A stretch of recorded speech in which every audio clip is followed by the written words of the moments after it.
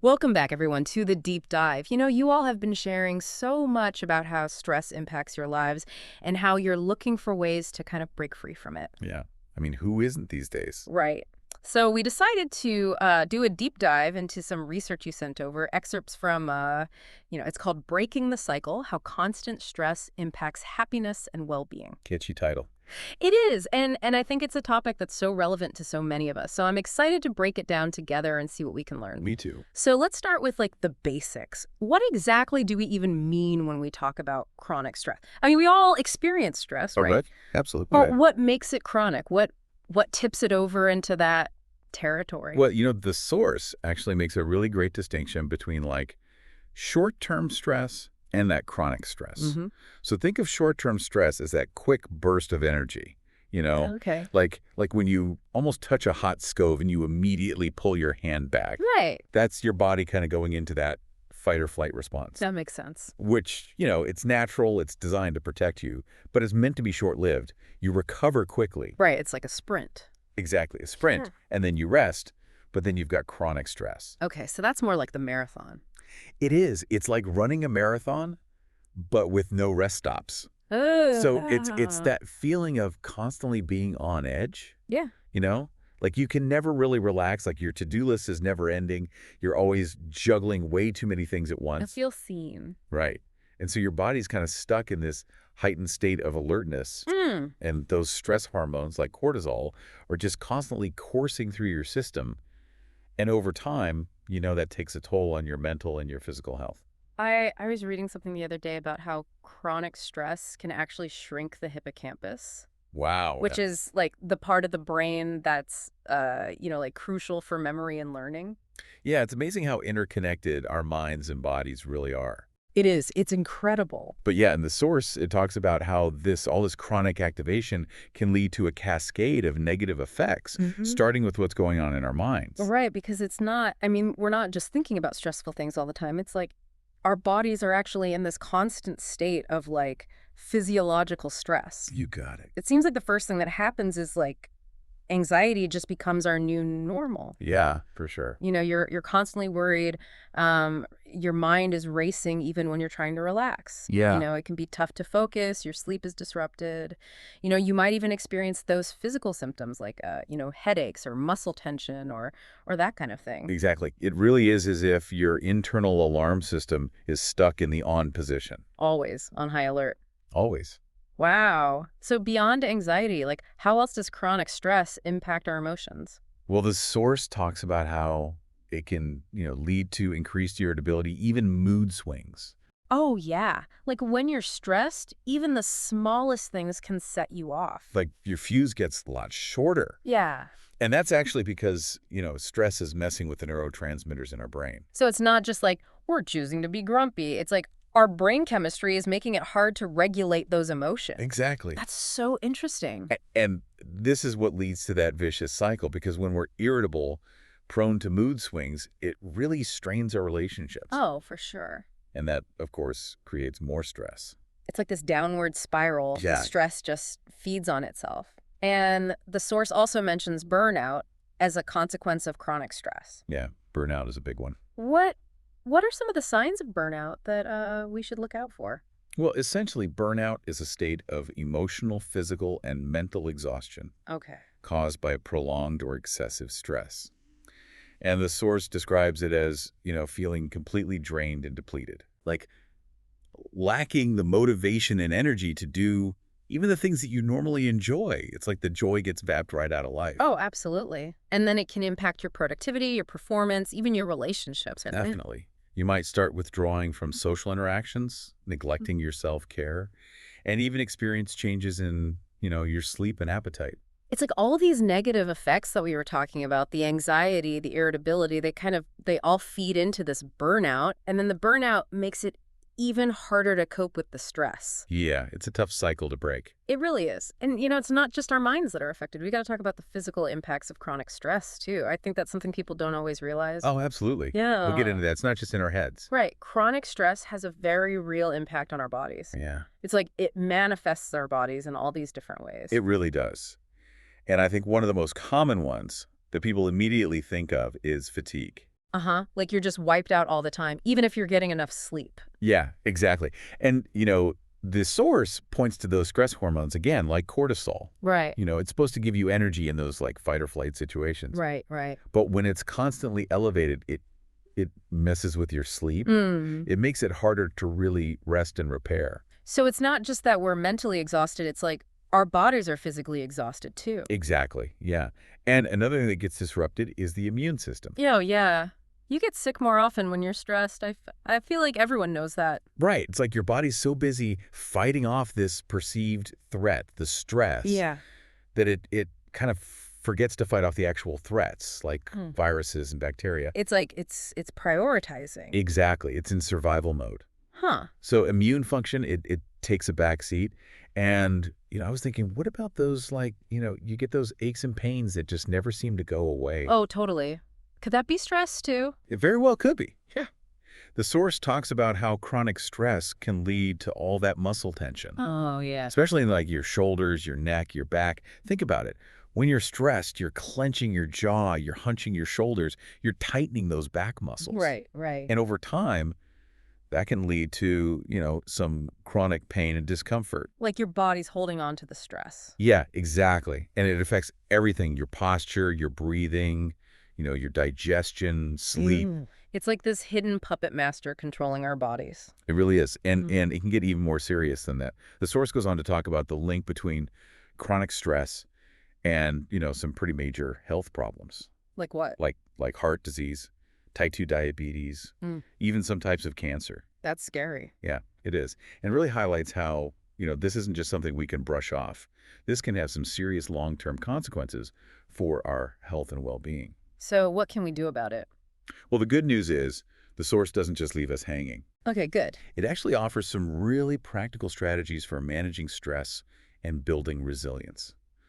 Things like prioritizing self-care and rest. So like taking breaks, making sure we're getting enough sleep. Exactly. And, it's not about like, bubble baths and spa days.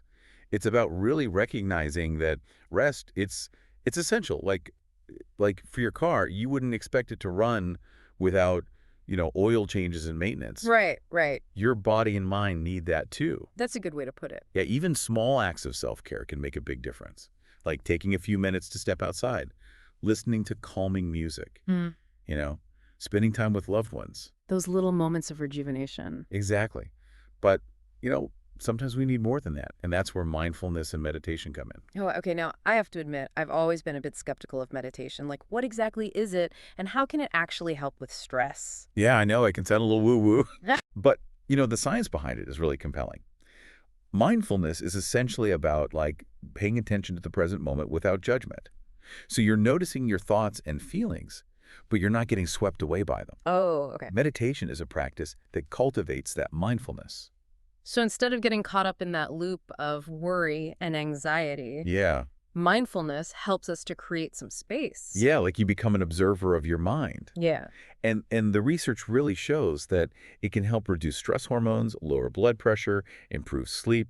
So it's not just about feeling calmer in the moment, it's actually creating lasting changes. Exactly. Wow, okay, I'm starting to get it. But what about for those of us who are more action-oriented? Are there things we can do that involve like moving our bodies? Oh, for sure. Yeah. The source talks about regular physical activity as a really powerful stress reliever. Okay. And, you don't have to become a marathon runner or No, anything. Even moderate exercise, like brisk walking, dancing, gardening, it triggers the release of endorphins. Oh, the feel-good chemicals. Exactly. They boost your mood. They act as natural painkillers. Yeah. Can also help reduce muscle tension, improve sleep. So it's like exercise gives your body a chance to release some of that pent-up stress energy? Yeah, exactly. Even Okay. short bursts of activity throughout the day can be really beneficial. Could you take the stairs instead of the elevator? Oh, yeah. Walk or bike to work a couple of times a week? Maybe a quick yoga session during your lunch break. I like that. It's all about finding those little ways to fit it in. Yeah. It doesn't have to be this big, overwhelming thing. Exactly. Yeah. And another area that the source talks about is setting boundaries. Oh, boundaries. That's a tough one. It is tough. But, our culture often kind of glorifies busyness, Yeah. overachievement. Yeah. You gotta be busy. You gotta do it all. Right. But we have to prioritize our own needs We have to set limits. So like learning to say no Yes. to extra commitments, Yeah. setting aside time for ourselves, Absolutely. not feeling guilty about taking breaks. It's not selfish. You can't pour from an empty cup. That's a good one. Right. But, what about when you can't avoid the stress? Like, life throws curveballs. Oh, all the time. There are things we can't control. Right. So how do we manage our stress response in those situations? Well, the source talks about reframing your perspective. Okay. It's about realizing that how we think about the situation, it actually impacts us. So it's not just what's happening, it's how we're interpreting it. Exactly. Oh, So yeah. instead of viewing challenges as these like insurmountable obstacles, Right. we can reframe them as opportunities to grow. I like that. It's like shifting from why is this happening to me to what can I learn from this? Yes, exactly. The source gives tips like challenging negative thoughts, focusing on the positive, practicing gratitude, and seeking support from others. Yes. We talked about that earlier. We're not meant to go through these things alone. We're not. Hmm. And, the source mentions that people with strong social connections, they tend to be more resilient to stress. Interesting. So it's not just about feeling good. It's actually good for our health. It is. So building those connections is really an investment in our well-being. Wow, this deep dive has been so insightful. We've talked about the science of stress, the impact on our minds and bodies, and those practical strategies for managing it. It's a lot to take in. It is. It is. But, this idea of resilience keeps coming up. And it seems like the source is saying that it's really key to not just surviving stress, but actually thriving. That's exactly it. So it sounds like resilience is like the key, right, to Yeah. really dealing with all of this. It is like we can't just try to avoid stress. We have to be able to handle those challenges. Right. And what I find interesting is the source talks about how it's not like you're either born resilient or you're not. Right. It's something we can like build up, It's a skill. like a muscle. So where do we start? Well, the source talks about a few key things. Like one is self-awareness. Oh. Really understanding like your thoughts, your feelings, your behaviors, how they influence your reactions to stress. So knowing what your triggers are. Exactly. Knowing what sends you spiraling Yeah. and having a plan, for when those things happen. So it's like being prepared. Yeah. Another thing is having a positive mindset. And that doesn't mean ignoring the challenges, Right. but it means choosing to focus on, your strengths, the opportunities, the things that you can actually control. So it's like a shift in perspective It is. instead of feeling like powerless. Exactly. Yeah. And gratitude plays a big role here, too. Oh, yeah. Taking the time to appreciate the good things. Yeah. Even when things are tough, it helps to reframe things. Yeah. Focus on the positive. Right, right. But resilience isn't just about mindset, is it? It's also about taking action. Yeah, you got to do something. The source talks a lot about problem-solving skills. So when you're faced with a challenge, break it down into smaller steps. Right. Make it manageable. Yeah, and then take action. Don't just sit there and be like, why me? Right. Do something about it. Exactly. And that feeling of, like, I can do something, that's really empowering. It is. And, it all comes back to we're not meant to do this alone. Right. Having that support system, like we talked about, family, friends, a therapist, whoever it is for you. Yeah, having people you can turn to, for encouragement, for guidance, just to listen, it makes a huge difference. Absolutely. It's like we were saying before, you help them, they help you. It's all connected. Yeah, exactly. So this whole idea of building resilience, it really is a practice. It's a journey. And you're constantly learning, growing, adapting. I love that. This whole deep dive has really helped me to kind of shift my perspective, like from feeling like a victim of stress Yeah. to like, wait a minute, I can manage this. You got this. Yeah. I have the tools. And one last thing from the source that I really loved is, they said resilience isn't about becoming immune to stress. It's about learning to dance with it. Oh, I love that. Isn't that great? Yeah, it is. Life has ups and downs, and it's those challenges, those moments that really push us, that help us to grow stronger. Yeah, so true. So we hope this deep dive has been helpful for you all. We've given you a new way to think about stress and some tools to work with. Remember, it's not about being perfect. No. It's about progress. Every little step you take towards taking care of yourself, towards changing your mindset, that's a step in the right direction. And remember, you're not alone. Absolutely.